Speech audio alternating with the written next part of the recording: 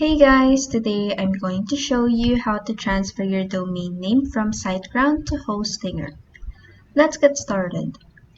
First, go to Siteground and log in your account. This section will lead you to your dashboard where you will click on Services from the navigation menu. In this new tab, click on Domains right here. In this new tab containing your domains, click on Transfer at the far right of the domain you want to transfer to Hostinger. In this next page, click on Check Status right here, and your domain's information will be displayed. Make sure to enable the domain lock toggle and request for an authorization code, which will be sent to your registered SiteGround email, and make sure to copy the code.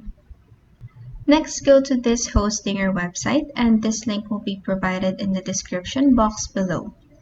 This is a website by Hostinger where domain transfer is made easy.